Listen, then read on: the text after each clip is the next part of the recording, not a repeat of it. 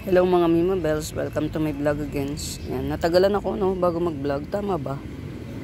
Napuno kasi na naman tong memory ng cellphone ko. Tas ayun, awa ng Diyos. Nag-i-stop siya. Every parang naka-isang video ko nag-stop siya. Kaya yan, hindi ako nakapag-upload.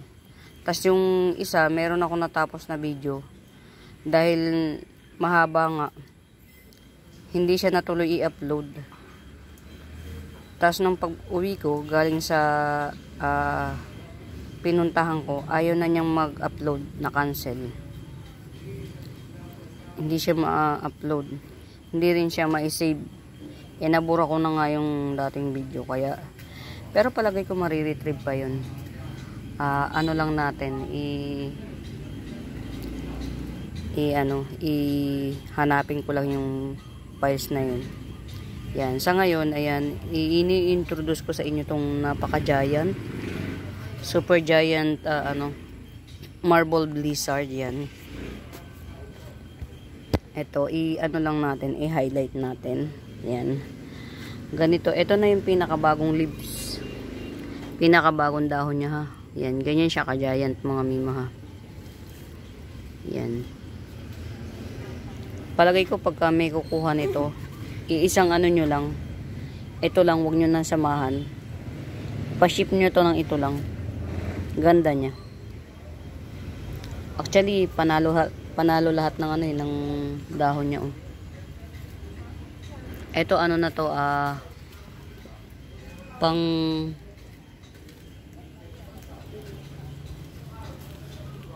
1, 2, 3, 4, hindi, pang-5 ito, pang-5 tong dahon na to mula sa sa pinakabagong dahon, pang-5, very matured na tong dahon na to. Yan, ang ganda ng variegation niya. Class A Queen Marble, ay Class A Marble Blizzard. Lahat ng dahon niya. Ito actually ang pinaka old leaves niya, yun ang less bar ito. Kasi syempre pinaka old na to. Pinaka old. Yan. Iaangat ko kasi to mga Mima, itataas ko to kaya ayang dito natin ilagay Dito Alisin mo to. To si Sabrina. Hindi ba ito naarawan din?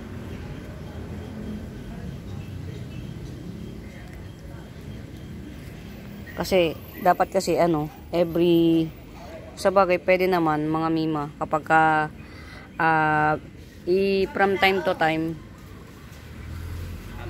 i-highlight ko siya. Yan, who's that? Hello anak.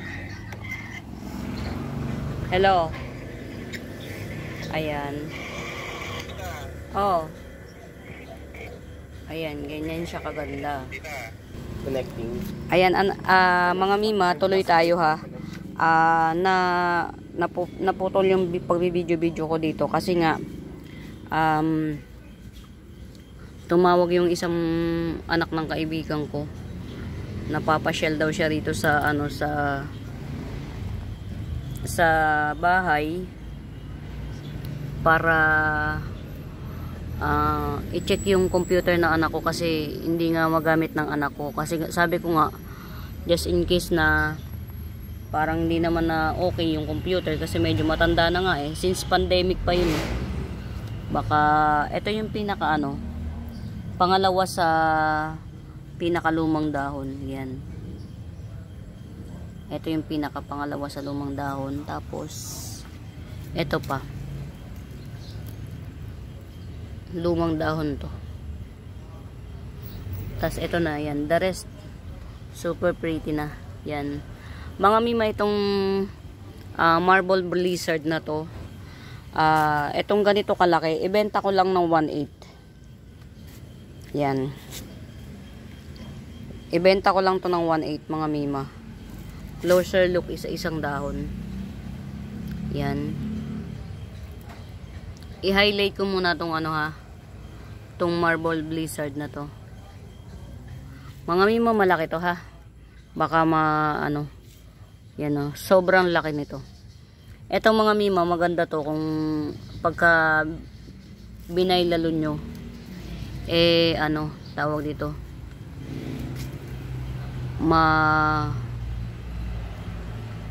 Maganda to kung mag-isa lang. Ayan.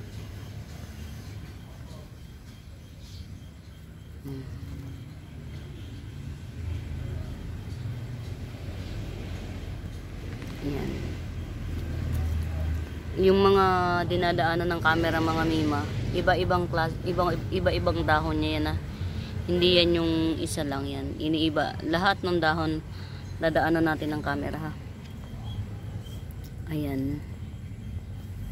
Ayan. Layo na tayo. Isang buong ano.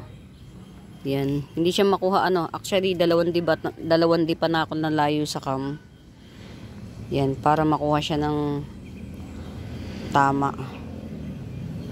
Yan. Mga miha, i-gibsong ko na lang to ng 1/8. Very big siya.